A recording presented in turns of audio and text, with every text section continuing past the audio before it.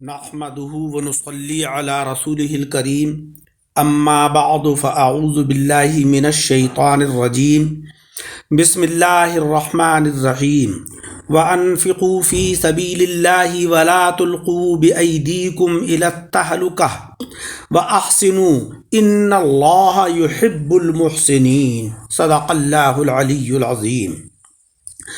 سامعین کرام، آج کے درس میں سورہ بقرہ کی آیت نمبر 195 تلاوت کی ہے، جس میں اللہ رب العزت نے فرمایا وَأَنفِقُوا فِي سَبِيلِ اللَّهِ، اور اللہ کی راہ میں خرچ کرو، وَلَا تُلْقُوا بِأَيْدِيكُمْ إِلَى التَّهْلُكَةِ، اور اپنے ہاتھوں ہلاکت میں نہ پڑو، وَأَحْسِنُوا، اور بھلائی والے ہو جاؤ یعنی بھلائی کرو، إِنَّ اللَّهَ يُحِبُّ الْمُحْسِنِينَ، بے شک اللہ تبارک و تعالی بھلائی کرنے والوں کو پسند کرتا ہے۔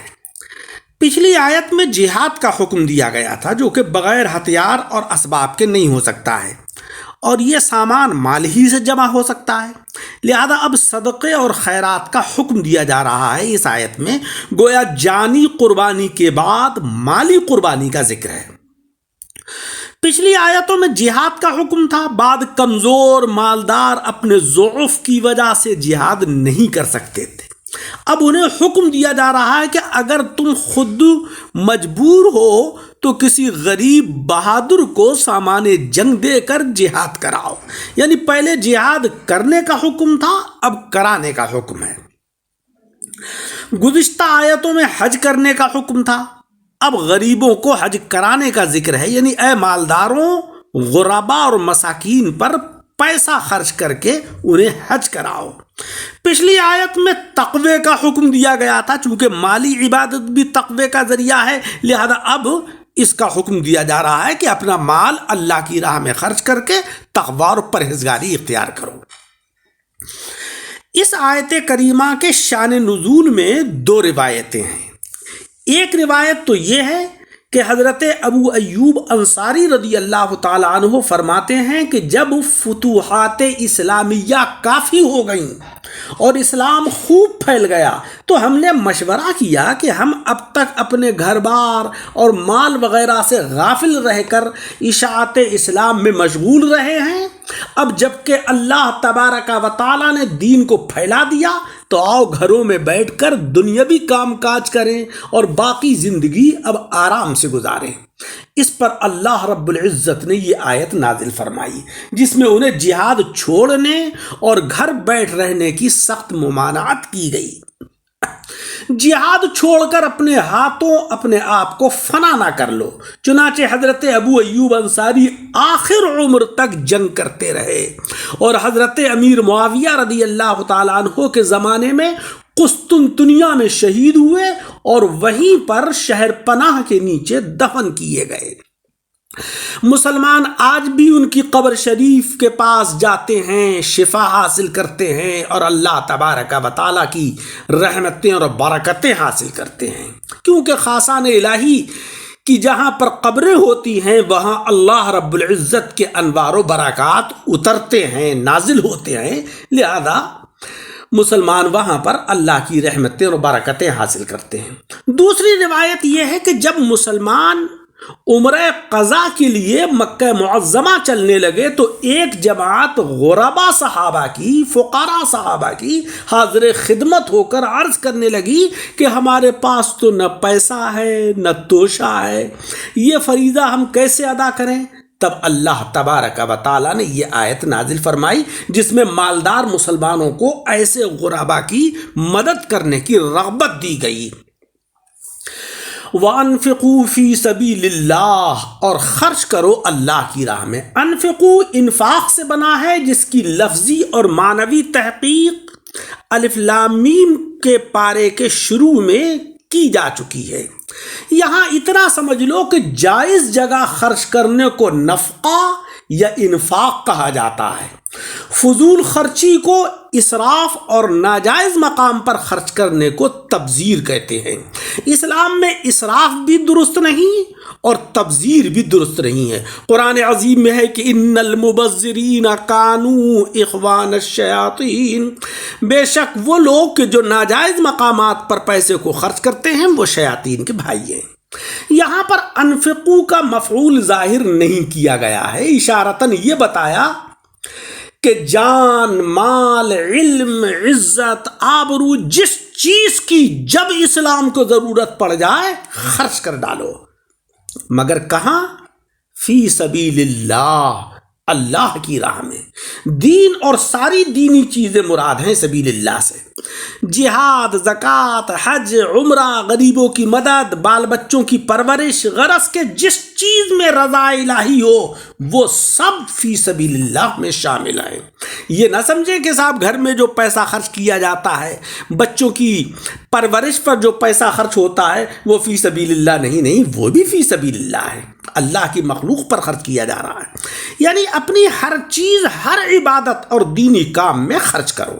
غرض کہ اسی مختصر سے جملے نے چند باتوں کا اجمالی ذکر کر دیا۔ کیا چیز خرچ کرو، کہاں خرچ کرو، کس طرح خرچ کرو اور کب خرچ کرو۔ کسی ہندی شاعر نے کیا ہی خوب کہا ہے، دھن دے تن کو رکھیے اور تن دے رکھیے لاج، تن من دھن سب واریے ایک دھرم کے کاج۔ اسی جملے کی اگر تفصیلی شرح دیکھنی ہو تو واقعہ کربلا پر نظر کرو۔ حضرت امام حسین رضی اللہ تعالی عنہ اسی آیت کی زندہ اور جاوید تفسیر اپنے خون سے کربلا کے ذرات پر ایسے لکھ گئے جو کسی کے مٹائے نہیں مٹ سکتی ہے۔ اللہ جل شانہ و عم نوالہ نے مالدار مسلمانوں کو غازیوں، حاجیوں، علماء پر خرچ کرنے کا بہت مقامات پر تاکیدی حکم دیا تاکہ قوم میں ان چیزوں کا شوق پیدا ہو۔ بازار میں وہی مال زیادہ آتا ہے جس کی قوم میں کھپت ہو، اسی قسم کے افراد زیادہ پیدا ہوتے ہیں جن کی قوم میں قدر ہو۔ اگر غازیوں، حاجیوں، عالموں کی قوم میں قدر ہوگی تو یہ طبقے زیادہ پیدا ہوں گے۔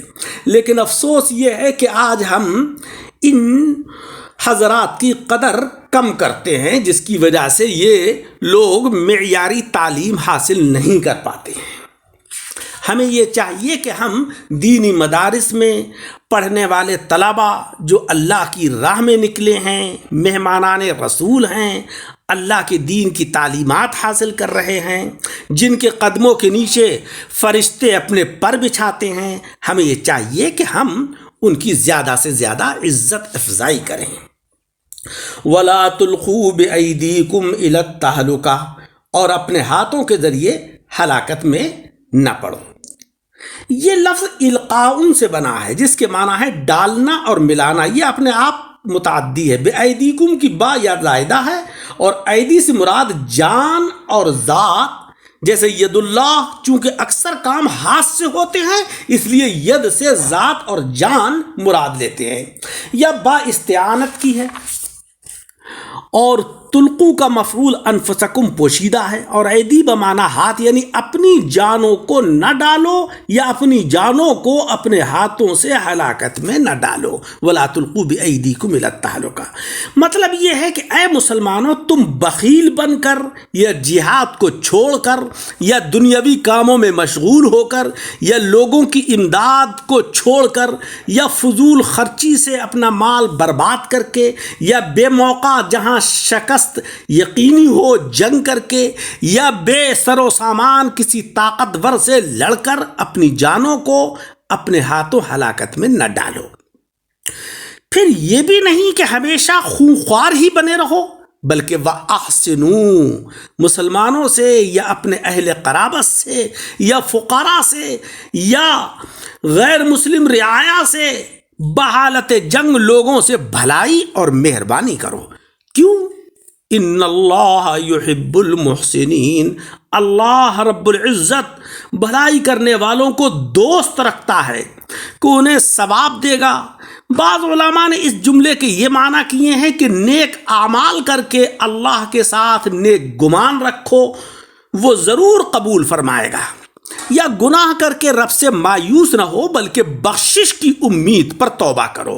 توبہ کرتے وقت نہ تو یہ خیال کرو کہ اگر اللہ رب العزت ہم کو ہم کو بخشنا نہ چاہتا تو توبہ کی توفیق نہیں دیتا۔ جب اس نے ہم کو توبہ کی توفیق عطا کی ہے تو یقیناً مولا تبارک و تعالی ہمیں بخشنا چاہتا ہے، ہمارے گناہوں کو معاف کرنا چاہتا ہے تاکہ ہم اس کے سامنے توبہ کریں، وہ ہماری توبہ کو قبول کر لے، ہم پر رجوع برحمت ہو جائے۔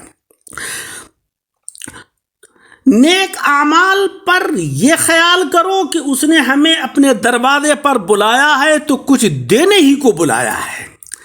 کریم فقیر کو بلائے تو فقیر یہی سمجھ کر جھولی پھیلائے اور دوڑتا ہوا آئے کہ کچھ ملے گا اس در سے، کیونکہ جب کسی مالدار نے ہمیں بلایا ہے تو یقیناً کچھ دینے کے لیے بلایا ہے۔ جھولیاں کھول کے یوں ہی نہیں دوڑے آئے، ہم کو معلوم ہے دولت تیری عادت تیری۔ اللہ تبارک و تعالیٰ نیک گمان والوں کو پسند کرتا ہے، اور مایوس جو لوگ ہوتے ہیں اللہ کی رحمت سے مولا تبارک و تعالیٰ ان کو پسند نہیں کرتا ہے۔ قرآن عظیم میں ہے کہ لا تقنطوا من رحمت اللہ، اللہ کی رحمت سے نا امید مت ہو، امید کے ساتھ اس کی رحمت سے لو لگا کر اس کے سامنے ہاتھوں کو پھیلاؤ اور اپنے دل کو مولا تبارک و تعالیٰ کی طرف کو رجوع کرو تو یقیناً اللہ رب العزت دعاؤں کو قبول کرتا ہے، گناہوں کو معاف کرتا ہے، توبہ کرنے پر رجوع برحمت ہوتا ہے۔ اللہ رب العزت سے دعا ہے کہ الہی تو ہمارے گناہوں کو معاف فرما اور ہمیں استغفار کی توفیق عطا فرما، عبادت و ریاضت کا جذبہ اور شوق عطا فرما، آمین بجاہ النبی الکریم۔ درس کو سن کر احباب کے ساتھ شیئر کریں اور ہمارے یوٹیوب چینل دعوت حق درس قرآن کو لائک اور سبسکرائب کریں۔